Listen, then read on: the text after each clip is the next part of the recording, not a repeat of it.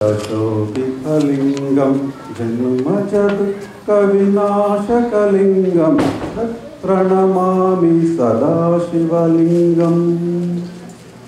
ಮಾದಾಂಬೆ, ಏನು ವಿಷಯ? ಏನೋ ಚಿಂತಿಸುತ್ತಿರುವಂತೆ ಕಾಣುತ್ತಿದೆಯಲ್ಲ. ನೋಡಿ ನನ್ನ ಅರಸ, ಶಿವನ ಕರುಣೆ ಕೃಪೆಯಿಂದ ನಮಗೆ ಗಂಡು ಮಗನಾಗಿ ಇಂದಿಗೆ 3 ಮಾಸಗಳು ಕಳೆದವು. ಹೌದು, ತುಂಬ ಮುದ್ದಾದ ಮಗು. ಈಗೇಗೆ ಆ ವಿಷಯ? ಸ್ವಾಮಿ, ನೀವು ಪೂಜೆ ಯಜ್ಞ ಕಾರ್ಯಗಳನ್ನು ಬಿಟ್ಟರೆ ಬೇರೆ ಏನೂ ಯೋಚಿಸುತ್ತಿಲ್ಲ.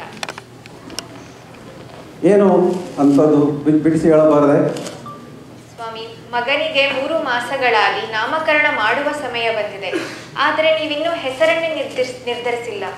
ಆಗಲಿ, ನಾನು ಈಗಲೇ ಕಪ್ಪಡಿಗೆ ಹೋಗಿ ಬರುತ್ತೇನೆ. ಸ್ವಾಮಿ, ಕ್ಷಮಿಸಿ, ನನಗೆ ತಿಳಿಯಲಿಲ್ಲ.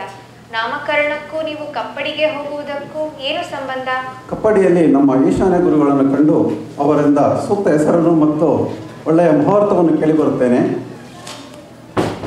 ಓ ನನ್ನೊಡೆಯ, ನೋಡಲ್ಲಿ ಯಾರು ಬಂದಿದ್ದಾರೆ? ಓಹೋ, ಈಶಾನ್ಯ ಗುರುಗಳು, ನಮಸ್ಕಾರ. ಶುಭಮಸ್ತು ಶುಭಮಸ್ತು ಶುಭಮಸ್ತು ಮಾಧಾಂಬೆ, ಶುಭಮಸ್ತು ಮಾಧರಸ. ನಮಸ್ಕಾರ ಗುರುಗಳಿಗೆ.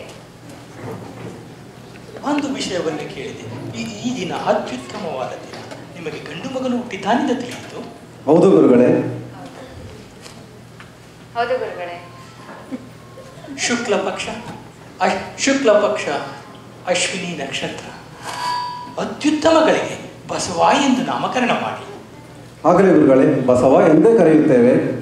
ಮಾಧರಸ, ಮಾಧಾಂಬೆ, ಬಸವ ಒಬ್ಬ ಕಾರುಣಿಕ ಪುರುಷ. ಲೋಕ ಕಲ್ಯಾಣವನ್ನು ಮಾಡಲು ಸಾಕ್ಷಾತ್ ಪರಶುವನ ಅಂಶವನ್ನು ಪಡೆದು ಬಂದಿದ್ದಾನೆ. ಹೌದಾ ಗುರುಗಳೇ? ಹೌದು ಗುರುಗಳೇ. ಇಂಥ ಮಹಾಕಾರುಣಿಕ ಪುರುಷನನ್ನು ಪಡೆದ, ಇಂಥ ಮಗನನ್ನು ಪಡೆದ ನಾವೇ ಧನ್ಯರು. ಹೌದು ಮಾಧರಸ, ಹೌದು ಮಾಧಾಂಬೆ, ನೀವಿಬ್ಬರೂ ಧನ್ಯರು. ನಮಸ್ಕಾರ ಗುರುಗಳೇ. ನಮಸ್ಕಾರ ಗುರುಗಳೇ. ಶುಭ.